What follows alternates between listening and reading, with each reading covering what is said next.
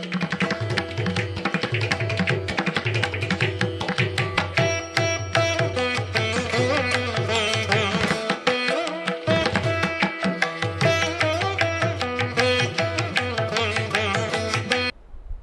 ஆதிமா சிவசக்தி போற்றிவோம். ஓம் நமோ நாராயணாய. அனைவருக்கும் வணக்கங்க. உங்கள் அனைவரையும் இந்த 318வது சிறப்பு பதிவு, வீடு கிரகப்பிரவேசம், வீடு மாற்றும் நேரம், சரியான முறைகள், house warming ceremony, correct procedure என்னும் சிறப்பு பதிவில் சந்திப்பதில் மிக்க மகிழ்வடைகிறேன். நான் சித்தர் கீதா, மதுரையில் இருக்கிறேன். நான் 18 ஆண்டுகளாக அம்மன் ஆதிமா சக்தி மற்றும் ஆதிசிவன் மூலமாக சைக்கிக் ரேக்கி எனப்படும் உயரக ரேக்கி சிகிச்சையை செய்து வருகிறேன். செய்வது அனைத்தும் அம்மன் தான். சித்தர் என்று கூறப்படுவதும் அவர்கள்தான். நான் அவர்களின் கருவியாவேன். எவ்வாறு செய்து வருகிறேன் என்பதை அறிமுக விளக்கம் என்ற குறு வீடியோ மற்றும் ஆரம்பகால பதிவுகளில் நீங்கள் பார்த்து தெரிந்து கொள்ளலாம். மேலும் சகோதரர் திரு BK சரவணகுமார் அவர்களது சேனலில் அவருடன் நிகழ்த்திய நேர்காணலிலும் இவை குறித்து தெளிவாக கூறியுள்ளேன். அதன் லிங்கானது டிஸ்கிரிப்ஷனில் உள்ளது. எனது தொலைபேசி எண் 0452420819 என்பதாகும். குமுதம் பக்தி மற்றும் ஆன்மீகம் இதழ்களில் குணப்படுத்திய வியாதிகள் மற்றும் சைக்கிக் ரேக்கி பற்றிய விவரங்கள் விளம்பரங்களில் தொடர்ந்து வந்து கொண்டுள்ளன. இப்போது நாம் பதிவுக்குள் செல்வோம். அவசர யுகமான இந்த கலியுகத்தில் ஒருவர் வீடு கட்ட ஆரம்பித்ததுமே பல்வேறு தடங்கல்கள் ஏற்படும். இறுதிக்கட்ட வேலைகள் என்றால் கேட்கவே வேண்டாம். அதனால் பொறுமையிழந்த பலரும், சரி நல்ல நாள் வருகிறது, இப்போது கிரகப்பிரவேசம் வைத்து விடுவோம், குறை வேலைகளை பின்னர் பார்த்து கொள்ளலாம் என்று வைத்து விடுகிறார்கள். அதற்கு வருவோரும் இன்னும் சில வேலைகள் முடிந்தபின் குடியேறவில்லை என்றாலும் அதற்கு மறுப்பு ஏதும் சொல்வதில்லை. சுபகாரியம் நடக்கும் வேளையில் அசுபமாக பேச வேண்டாம் என பல விஷயங்கள் தெரிந்தாலும் சொல்லாமலே போய் வந்து விடுகிறார்கள். ஆக அடிப்படை விஷயங்கள் முதல் பலவற்றை இப்பதிவில் தெளிவாக கூற இருக்கிறோம். வீடு கட்ட கல், மண், செங்கல் என்று பல்வேறு இடங்களிலிருந்து பொருட்கள் வருகின்றன. பலதரப்பட்ட கட்டிட தொழிலாளர்கள் வீடு கட்டுகின்றனர். முன்பு சுடுகாடாக இருந்த இடம் இப்போது கல்லுடைக்கும் இடமாக, மண் எடுக்கும் இடமாக மாறி இருக்கலாம். தவிர வீடு கட்டும்போது வெட்டி எடுத்து துளைத்து சிமெண்ட்டு, இரும்பு வேலைகள் நடக்கும். இவையெல்லாம் அசுத்த சக்தி, டிஸ்டர்பன்ஸ் எனர்ஜியை உருவாக்கும். வேலைகள் முடிந்த பிறகு ஹோமம், வாஸ்து பூஜை, பால் காய்ச்சி கலச பூஜை இவை அனைத்தும் செய்தால்தான் வீடு வாழும் இடமாக மாறும். இல்லாவிட்டால் அது வெறும் கட்டிடம் மட்டும்தான். சாஸ்திரங்கள் கூறுபவை என்னவென்றால், கதவு இல்லாமல், கூரை வேலைகள் முடியாமல், தரை போடாமல், பூஜை அறை தயாராக இல்லாமல் கிரகப்பிரவேசம் செய்தால் உடல்நல பிரச்சனைகள், கட்டிய வீட்டில் தங்க முடியாமை, எதிர்பாராத செலவுகள், வீடு மாற்றும் நிர்பந்தங்கள் ஏற்படலாம் என்று கூறுகின்றன. கிரகப்பிரவேசத்தின் முக்கிய அம்சங்களான கணபதி ஹோமம், வாஸ்து ஹோமம், லக்ஷ்மி ஹோமம், நவகிரக ஹோமம் இவற்றை பண்டிதர்கள் செய்யும்போது சுவர், கூரை, கதவு, ஜன்னல் இவையெல்லாம் முடிந்திருக்க வேண்டும். இல்லாவிட்டால் ஹோம பலன் நிற்காது.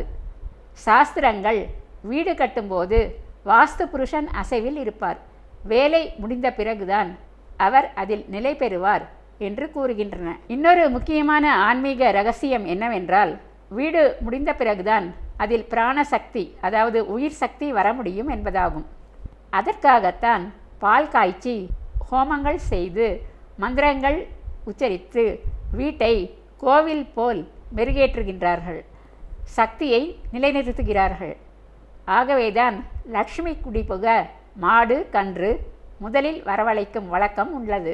சாஸ்திர விதிகளின்படி கிரகப்பிரவேசத்தின் போது முடிந்திருக்க வேண்டியவை குறித்து பார்ப்போம். முக்கிய நிலைக்கதவு இருக்க வேண்டும். கூரை வேலைகள் முழுமையாக முடிக்கப்பட்டிருக்க வேண்டும். சுவர் வேலைகள் முடிந்து ஜன்னல்கள் பொருத்தப்பட்டிருக்க வேண்டும். இல்லை என்றால் வீடு இன்னும் அபூர்ணம் என்று கருதப்படும். அடுத்து சமையலறை தயாராக இருக்க வேண்டும். பால் காய்ச்சிய பின் முதல் சமையல் செய்ய வேண்டும். அடுப்பு வைக்க இடம் இருக்க வேண்டும். தண்ணீர் வசதி இருக்க வேண்டும். சமையல் செய்ய இயலாத வீட்டில் கிரகப்பிரவேசம் செய்யக்கூடாது. பூஜை அறை அல்லது ஈசன் இடம் இருக்க வேண்டும். பூஜை செய்ய இடம், கலசம் வைக்க இடம், ஹோமம் செய்ய இடம் கண்டிப்பாக இருக்க வேண்டும். முழு பாலிஷ் போடப்படாவிட்டாலும் தரை போடப்பட்டிருக்க வேண்டும். மின்சாரம் இருக்க வேண்டும். தண்ணீர் வர வேண்டும். கழிப்பறை பயன்பாட்டிற்கு தயாராக இருக்க வேண்டும். இல்லை என்றால் அது வாழ தகுதியான வீடு அல்ல என்று கருதப்படும். கிரகப்பிரவேசம் முடிந்த பின் வீட்டை பூட்டி கொண்டு போகக்கூடாது. குறைந்தது ஒருவராவது தங்க வேண்டும். அப்போதுதான் பூஜைகள் ஹோமங்கள் செய்த சக்தி நிலைக்கும். இல்லையென்றால் வாஸ்து பலன் குறையும். 3 அல்லது 5 நாட்கள் விளக்கேற்றி வந்தலட்சுமியை நிலை கொள்ள வைக்க வேண்டும். அக்னி சக்தியும் நிலை பெறும். முதல் சமையலாக பால் காய்ச்சிய பின் சர்க்கரை பொங்கல் அல்லது சாதம் செய்து வீட்டில் அன்னபூரணியை வாசம் செய்விக்க வேண்டும். ஹோட்டல் சாப்பாடு அதன் பின்னர்தான் போடலாம்.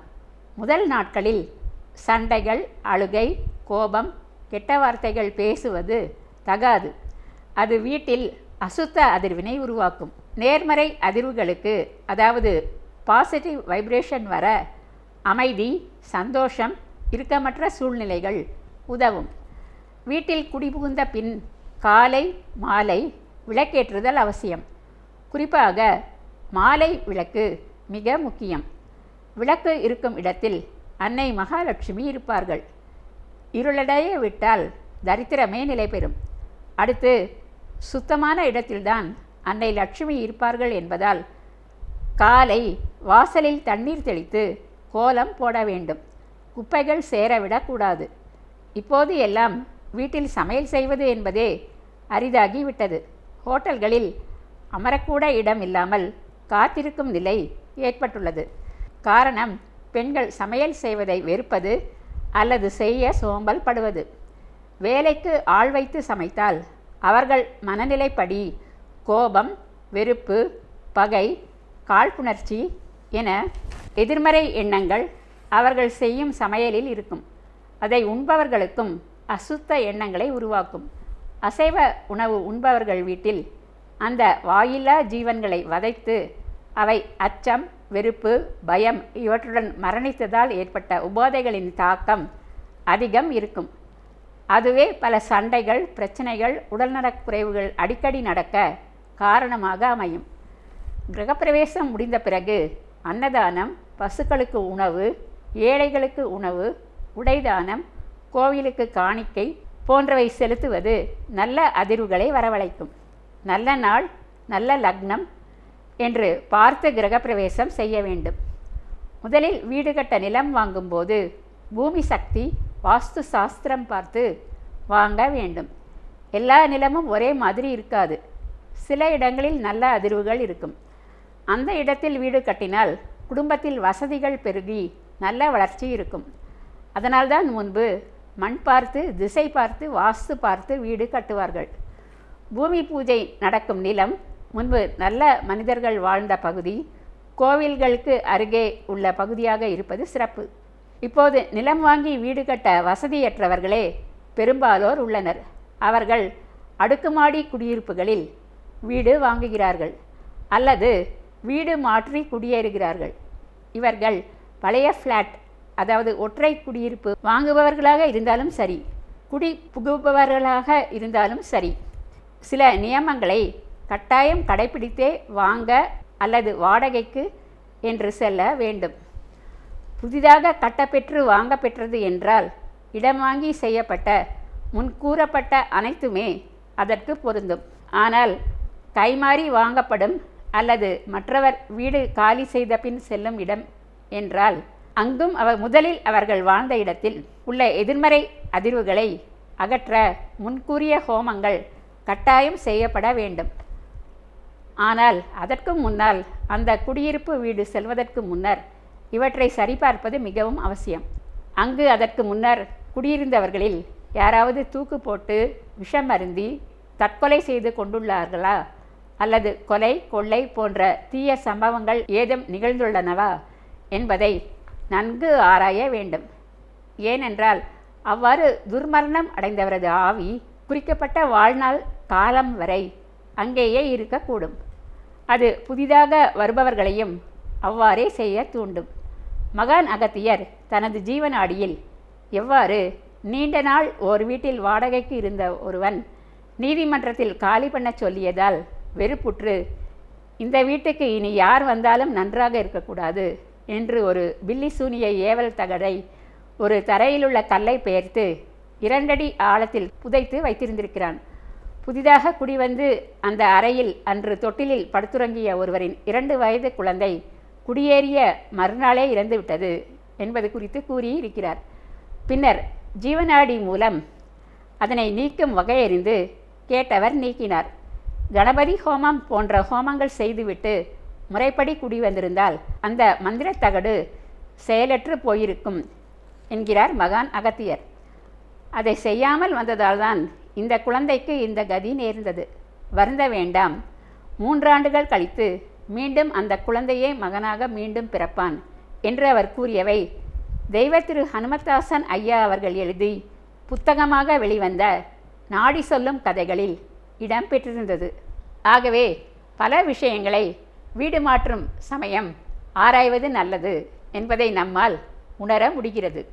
ஆக அந்த வீடு செல்வதற்கு முன் வீட்டை நன்கு சுத்தம் செய்து பெயிண்ட் அடித்து வீட்டை நன்கு கழுவி விட்டு கதவுகள் ஜன்னல்களை சூரிய வெளிச்சம் நல்ல காற்று புகுமாறு வைக்க வேண்டும். தரையை உப்பு நீரால் நன்கு கழுவி விட வேண்டும். அவை எதிர்மறை எண்ணங்கள், பய உணர்வுகள் இவற்றை நீக்கி நல்ல அதிர்வுகளை உருவாக்கும். ஹோமங்கள் செய்து வீட்டில் குடிபுகுந்து பின்வரும் சில நாட்கள் பச்சை கற்பூரம், சூடம், சாம்பிராணி போன்றவை ஏற்றி பஜனை பாடல்கள், தியானம் மேற்கொள்ள வேண்டும். தவிர நமக்கு உள்ளுணர்வு என்பது அடிக்கடி உதவி செய்யக்கூடியது. அந்த வீடு வாங்க அல்லது குடியேறுவதற்கு முன்னர் அந்த வீட்டை அவசியம் பார்ப்பீர்கள். அப்போது ஒரு நிமிடம் வீட்டுக்குள் நுழைந்தவுடன் கண்களை மூடி தியானியுங்கள். இங்கு நான் அமைதி மற்றும் இதமான உணர்வை பெறுகின்றேனா அல்லது நெருடலான மன அழுத்தம், நிம்மதியற்ற தன்மையை உணர்கின்றேனா? வீட்டில் சூரிய வெளிச்சம், காற்று நன்கு வருகிறதா? துர்வாடை இல்லையா? கதவு, தரை, கூரை நல்ல நிலையில் உள்ளனவா? விரிசல்கள், நீர் ஒழுக்கு உள்ளதா? அதிக சந்தடி நிறைந்த இடம் என்றால் தூசு, சத்தம் அதிகமாக இருக்கும். அவை இல்லாத அல்லது குறைவான இடமா? விற்பவர் அல்லது வாடகைக்கு விடுபவர் வில்லங்கமானவரா? நல்லவர், பிரச்சனைகளை உருவாக்காதவரா? சற்றே வீட்டில் அமர்ந்து சிறிது நேரம் ஒரு சூடத்தை பொருத்தி தியானித்து பாருங்கள். எங்கும் எப்போதும் இறையருள், பக்தி, தியானம் இவையே நமக்கு உதவக்கூடியவை. அல்லன நீக்கி நல்லன அருளக்கூடியவை. ஆக சுபமாக ஆரம்பியுங்கள். அனைத்தும் சுகமாக முடிய அந்த பரம்பொருள் உங்களுக்கு உதவுவார். ஓம் சாந்தி, ஓம் சாந்தி, ஓம் சாந்தி. இப்பதிவை இத்துடன் நாம் நிறைவு செய்து கொள்வோம். சப்ஸ்கிரைப் செய்யாதவர்கள் அவசியம் செய்யுமாறு கேட்டுக்கொள்கிறேன். மேலும் கேஸ் விஷயமாக என்னை சந்திக்க விரும்புபவர்கள் கீழே வரும் தொலைபேசி எண் 0452420851 என்ற தொலைபேசி எண்ணில் தொடர்பு கொள்ளுமாறு கேட்டுக்கொள்கிறேன். லைக்கும் போட்டு உற்சாகப்படுத்தலாம். கமெண்ட்ஸிலும் தங்கள் கருத்தினை தெரிவிக்கலாம். இதுவரை பொறுமையாக பார்த்த உங்கள் அனைவருக்கும் எனது மனமார்ந்த நன்றிகள். வணக்கம்.